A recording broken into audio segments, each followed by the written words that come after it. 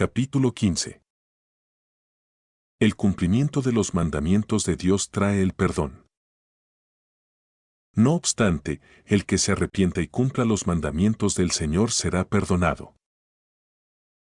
Doctrina y Convenios capítulo 1 versículo 32. Y en nada ofende el hombre a Dios, o contra ninguno está encendido su enojo, sino aquellos que no confiesan su mano en todas las cosas y no obedecen sus mandamientos. Doctrina y Convenios capítulo 59 versículo 21. En su prefacio a la revelación moderna el Señor bosquejó lo que es uno de los requisitos más difíciles del arrepentimiento verdadero. Para algunos es la parte más trabajosa del arrepentimiento, porque lo pone a uno en guardia el resto de su vida. El Señor dice: Yo, el Señor, no puedo contemplar el pecado con el más mínimo grado de tolerancia. No obstante, el que se arrepienta y cumpla los mandamientos del Señor será perdonado. Este pasaje es de lo más preciso. Primero, uno se arrepiente. Habiendo logrado ese paso debe entonces vivir de acuerdo con los mandamientos del Señor para retener esa ventaja. Esto es necesario para lograr el perdón completo. Ninguno de los pasos que integran el arrepentimiento es universalmente fácil, lo cual es una de las razones por qué es preferible conservarse apartado de las cadenas del pecado. El grado de dificultad correspondiente a cada paso varía según el participante. Se requieren la devoción y el esfuerzo. Bajo la humillación de una conciencia culpable, con la posibilidad de que tal vez salga a luz y venga el consiguiente escándalo y bochorno. Con un espíritu lidiador que impele hacia un ajuste con tal estímulo, los primeros pasos de pesar, abandono, confesión y restitución podrán resultar menos difíciles para algunos. Sin embargo, la observancia de los mandamientos de Dios somete a dura prueba la fe y fuerza de voluntad del alma más resuelta. El cumplimiento de los mandamientos del Señor, como lo exige el pasaje citado, es un esfuerzo que dura el resto de la vida. Hasta el fin es una frase que se usa a menudo en las Escrituras y significa literalmente hasta el fin de la vida. Esta frase ahora cobra nuevo y adicional sentido y significado para el que se arrepiente. Solo se salva aquel que persevera hasta el fin. Doctrina y Convenios capítulo 53 versículo 7. Además, si haces lo bueno, sí, y te conservas fiel hasta el fin, serás salvo en el reino de Dios. En vista de que todos nosotros pecamos en grado mayor o menor. Todos tenemos necesidad de arrepentirnos constantemente, de elevar continuamente nuestras miras y nuestra actuación. Uno difícilmente puede cumplir los mandamientos del Señor en un día, una semana, un mes o un año. Se trata de un esfuerzo que debe continuar durante el resto de nuestros años de vida. A fin de realizarlo, toda alma debe desarrollar el mismo espíritu de devoción y dedicación a la obra del Señor de que disfrutan el obispo y la presidenta de la Sociedad de Socorro. En la mayoría de los casos su devoción es casi total. Hay necesidad de aplicar esta devoción tanto al esfuerzo mental como al espiritual y al físico. Se requiere tiempo y aplicación para entender el Evangelio en forma tal que pueda rendirse obediencia verdadera a sus requisitos en forma inteligente.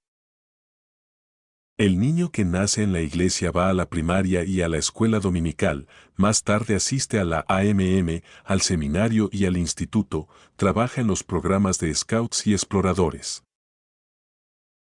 Más adelante participa en la Sociedad de Socorro y muchas otras tareas especializadas, además de servir y asistir y participar en otras reuniones y conferencias.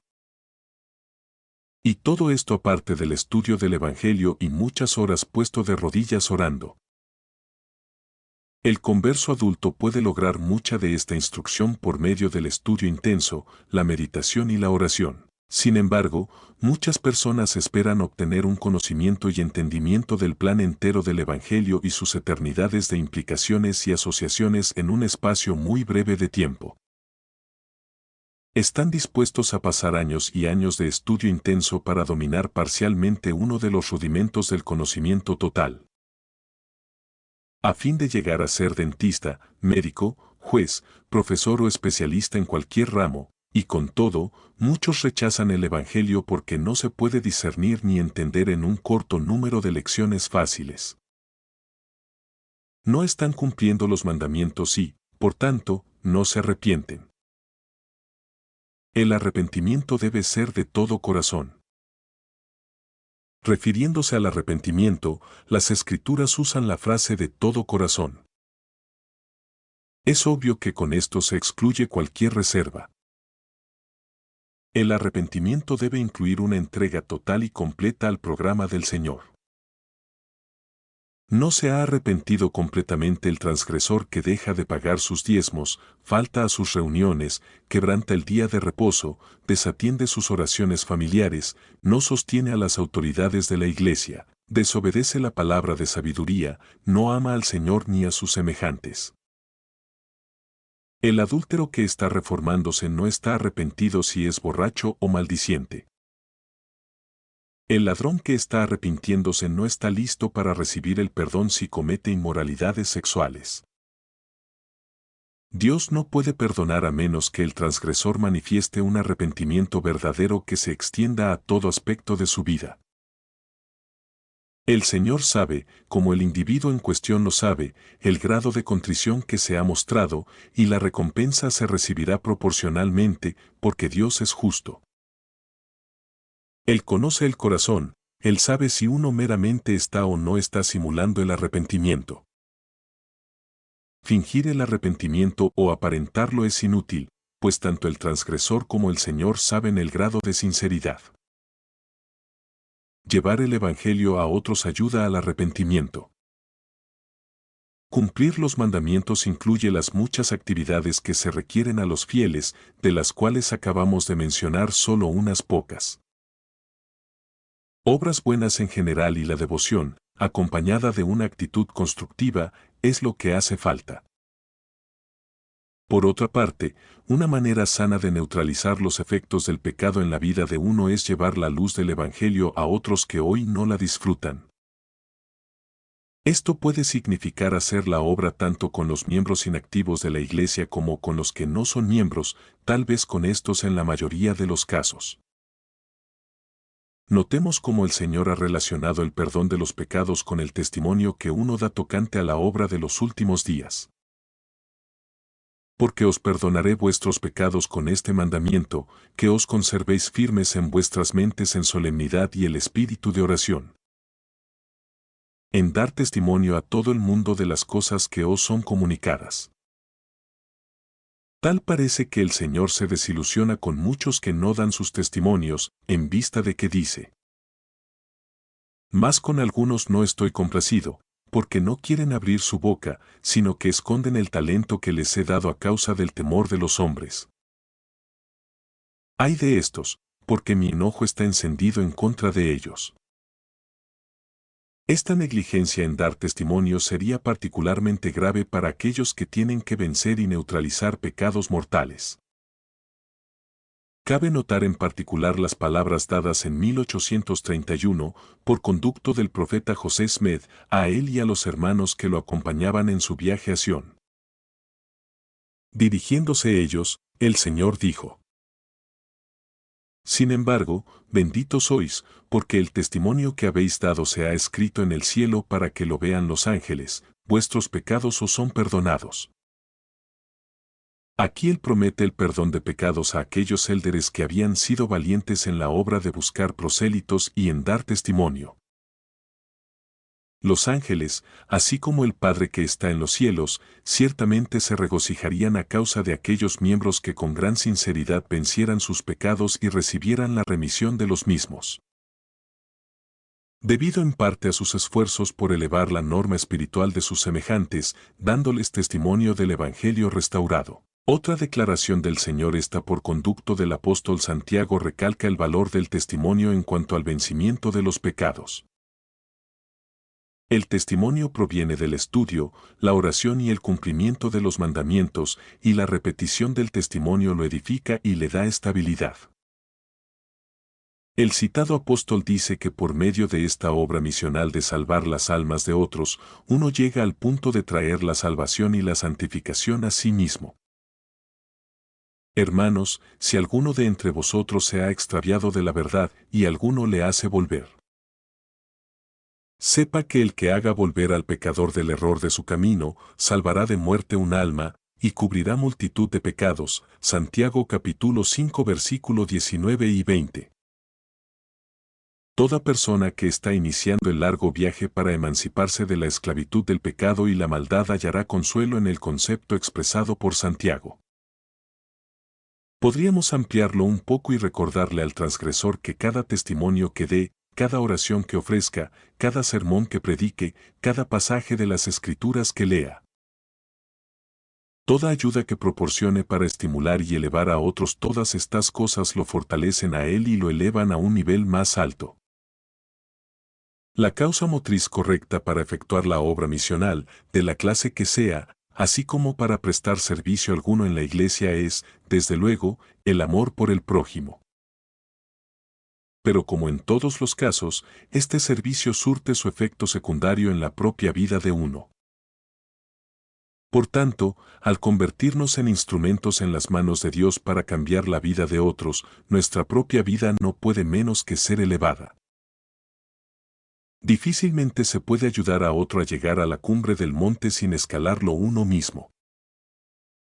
No todos nosotros podemos dedicar nuestro tiempo entero a la obra misional, en la cual uno podría tener la oportunidad de explicar el Evangelio y dar testimonio de su divinidad muchas veces todos los días. Ni tampoco podemos todos ser apartados formalmente como misioneros de estaca, en la cual se presentan oportunidades semejantes a las del misionero de regla, aunque en un grado algo menor. Sin embargo, lo que todo miembro muy definitivamente puede hacer es seguir el lema inspirado del presidente McKay: todo miembro debe ser misionero. Puede amistar y hermanar a vecinos, amigos y conocidos que no son miembros. Y por medio de su interés y asociación esforzarse por conseguir que estos no miembros lleguen al punto en que estarán dispuestos a recibir a los misioneros de estaca o de regla.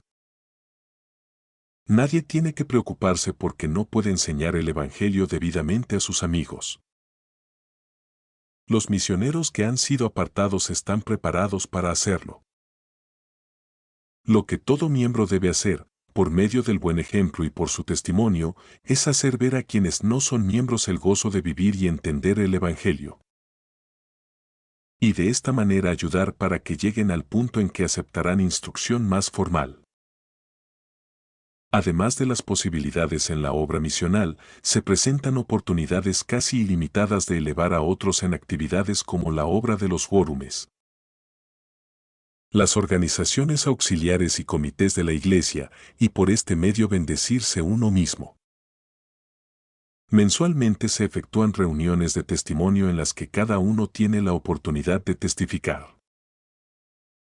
Pasar por alto tales oportunidades equivale a dejar de acumular, hasta ese grado, créditos para balancear los errores y transgresiones que se han amontonado. Fe y obras. En vista de la manera en que hasta este punto se ha recalcado la importancia de las buenas obras en lo que concierne a volverse del pecado y establecer una vida de arrepentimiento, tal vez convendría decir una o dos palabras sobre el concepto de la salvación por medio de la fe únicamente. Algunas personas que no son de nuestra iglesia se complacen en citar para apoyar tal concepto las siguientes palabras del apóstol Pablo: porque por gracia sois salvos por medio de la fe, y esto no de vosotros, pues es don de Dios, no por obras, para que nadie se gloríe. Efesios 2 versículos 8 y 9. Una de las doctrinas más falaces originadas por Satanás, y que el hombre propone, es que el género humano se salva únicamente por la gracia de Dios. y que la fe sola en Jesucristo es cuanto se requiere para la salvación. Tal cosa podría eliminar la necesidad de arrepentirse, así como todas las demás obras necesarias para la exaltación del hombre en el reino de Dios. Daría licencia para pecar y, en vista de que no requeriría que el hombre labrara su salvación, podría aceptar, en su lugar, el homenaje de boca. El arrepentimiento en el hecho de muerte y la confesión de pecado superficial e insignificante. Los miembros de la Iglesia son verdaderamente afortunados en tener escrituras que se han revelado en esta época, las cuales aclaran esta y otras cuestiones doctrinales de modo que no dejan lugar a ninguna duda. Un pasaje en el Libro de Mormón, tal vez escrito con el mismo propósito que las palabras ya citadas de Pablo. Es decir, para recalcar e impulsar el agradecimiento por el precioso don de salvación que se ofrece mediante la obediencia, es de esclarecimiento particular. Porque nosotros trabajamos diligentemente para escribir, a fin de persuadir a nuestros hijos, así como a nuestros hermanos, a creer en Cristo y a reconciliarse con Dios. Pues sabemos que es por la gracia que nos salvamos después de hacer cuanto podamos, segunda de Nefi capítulo 25 versículo 23. Además, el Señor hizo hincapié en el hecho de que nada impuro puede entrar en su reino, por tanto, nadie entra en su reposo, sino aquel que ha lavado sus vestidos en mi sangre, mediante su fe. El arrepentimiento de todos sus pecados y su fidelidad hasta el fin. Y este es el mandamiento: arrepentíos, todos vosotros, extremos de la tierra, y venid a mí y bautizaos en mi nombre, para que seáis santificados por la recepción del Espíritu Santo. A fin de que en el postrer día os halléis en mi presencia, limpios de toda mancha. Tercera de Nefi 27 versículo 19 y 20. Esto pone de relieve las dos facetas, ninguna de las cuales por sí sola podría traer la salvación individual. La gracia de Cristo, particularmente cuál la representa su sacrificio expiatorio y el esfuerzo individual. Pese a lo bueno que fuesen sus obras, una persona no podría salvarse si Jesús no hubiera muerto por los pecados de dicho individuo, así como por los de todos los demás. De igual manera, pese a la potencia de la gracia salvadora de Cristo, ésta no trae la exaltación a ninguno que no cumpla con las obras del Evangelio. Por supuesto, hay necesidad de que entendamos los términos. Si por la palabra salvación se entiende una mera salvación o redención de la tumba, basta con la gracia de Dios. En cambio, si el término salvación significa volver a la presencia de Dios, con progreso eterno, aumento eterno y finalmente la categoría de un Dios, ciertamente uno necesita la gracia de Dios. Cual generalmente se entiende, además de la pureza personal, el dominio del mal y las buenas obras que tanto se acentúan en las exhortaciones del Salvador y de sus profetas y apóstoles. Son pocos, si acaso los ha habido, los que han entendido estos asuntos mejor que el apóstol Pablo, el cual se habría sorprendido de que se le diera cualquier otra interpretación a sus palabras. En todos sus escritos recalca la importancia de las obras rectas. Predica contra el pecado, de la clase que sea, instando al arrepentimiento e indicando que el perdón es un elemento necesario de la salvación. Declara en su epístola a los romanos que la ira de Dios se revela desde el cielo contra toda impiedad e injusticia de los hombres, Romanos 1:18. No solo condena toda cosa mala, sino promete que Dios pagará a cada uno conforme a sus obras, Romanos 2:6. Promete vida eterna a los que, perseverando en bien hacer, buscan gloria y honra e inmortalidad, Romanos 2:7. Hace hincapié en el hecho de que no son los oidores de la ley los justos ante Dios, sino los hacedores de la ley serán justificados, Romanos 2:13. Además, como previamente se dijo en esta obra, él señala un número considerable de pecados particulares y amonesta a los hombres a que se arrepientan de ellos. La vida compungida busca la perfección. Uno podría multiplicar referencias casi interminablemente, pero se ha dicho lo suficiente para establecer el punto de que la vida compungida, la vida que constantemente lucha por la perfección, debe basarse tanto en las obras como en la fe. El Evangelio es un programa de acción, de realizar algo. La inmortalidad y la vida eterna del hombre constituyen las metas de Dios, Moisés 1:39. La inmortalidad se ha realizado mediante el sacrificio del Salvador. La vida eterna se halla en suspenso, en espera de las obras de los hombres.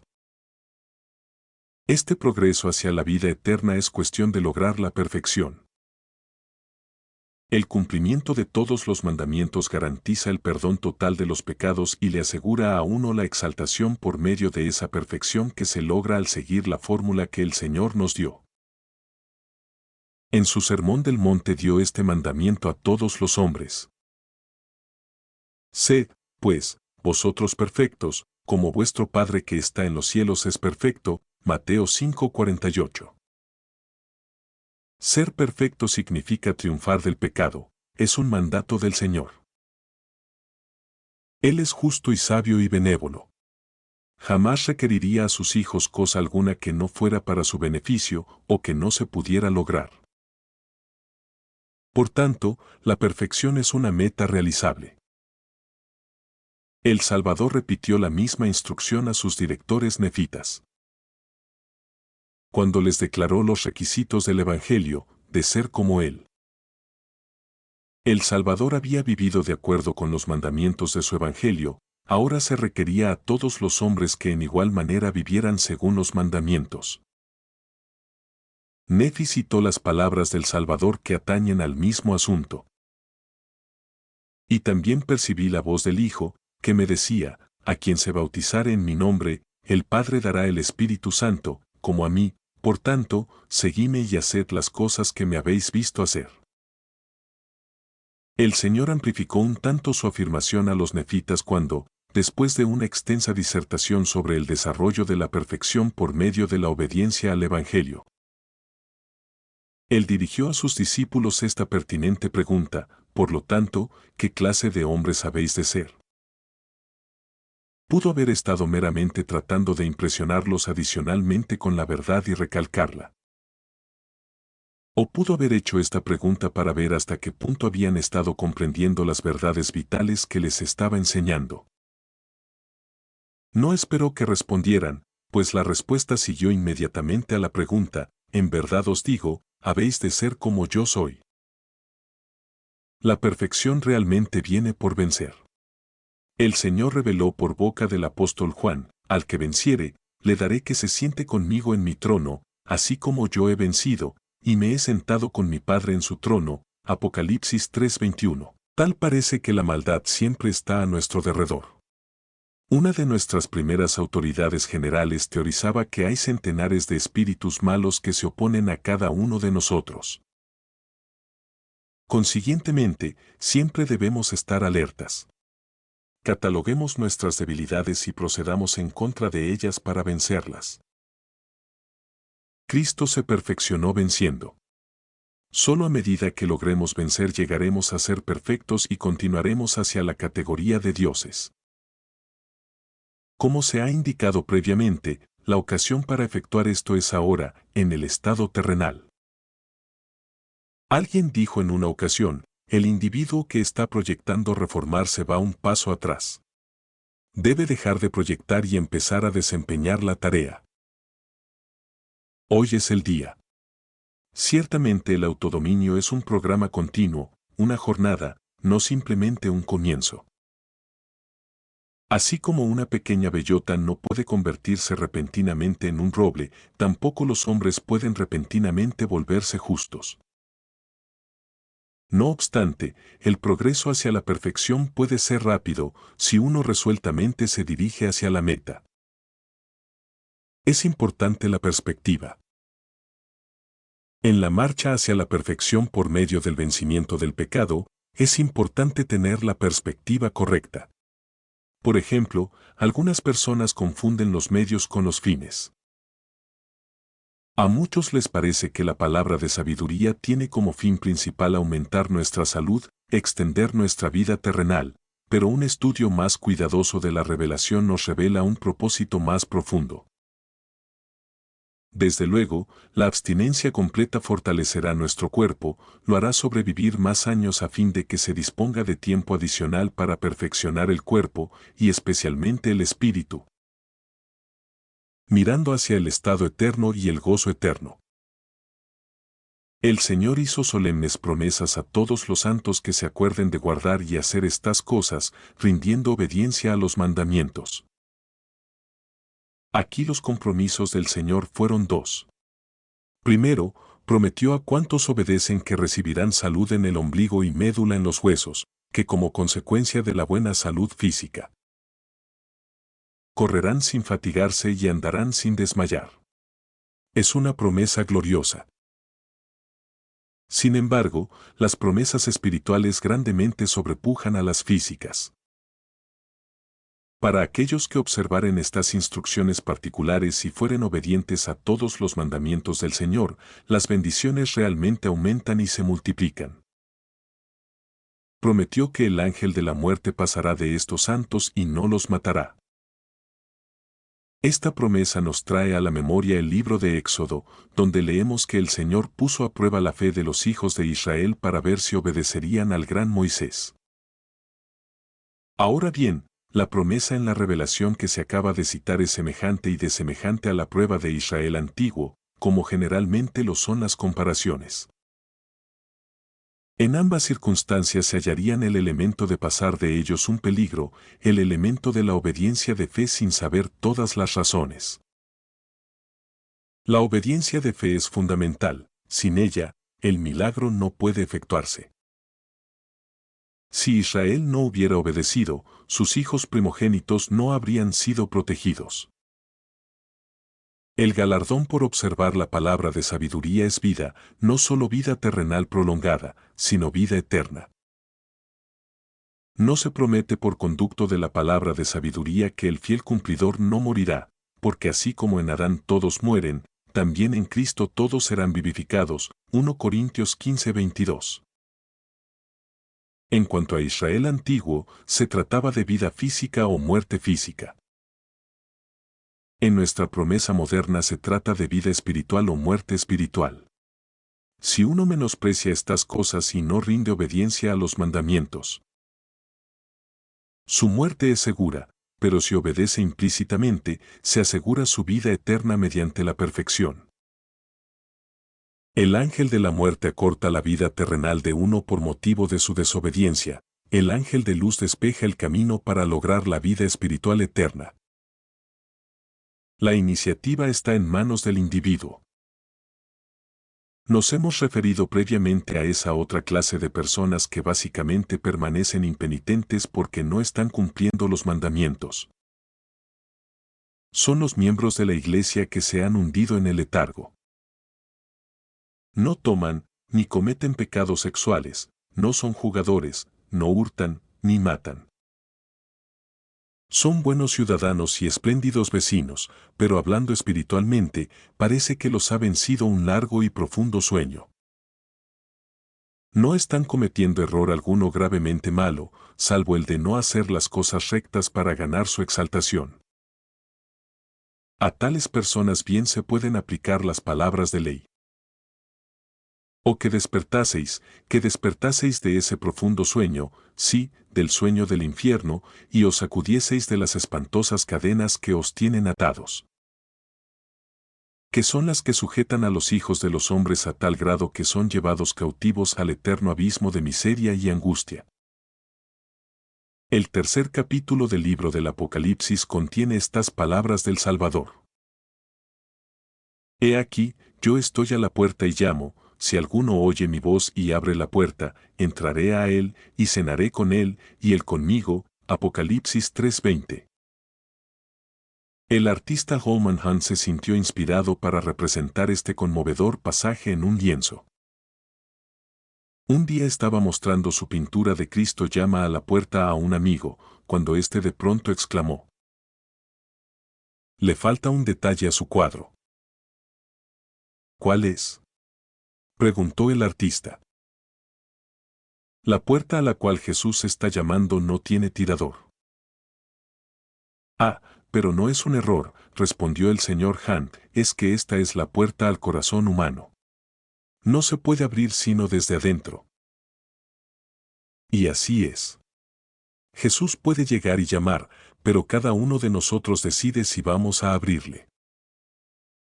El Espíritu no tiene el poder para compeler al hombre a que actúe. El hombre mismo debe tomar la iniciativa, él mismo debe desear arrepentirse y dar los pasos concretos. Como lo aconsejó el apóstol Pablo, debe vestirse de toda la armadura de Dios y así asegurarse de que podrá permanecer firme contra las acechanzas del diablo. Efesios 6:11. Esa armadura queda incompleta sin un esfuerzo constante por vivir según los mandamientos de Dios. Sin tal esfuerzo, el arrepentimiento también queda incompleto, y el arrepentimiento incompleto jamás obró el perdón completo.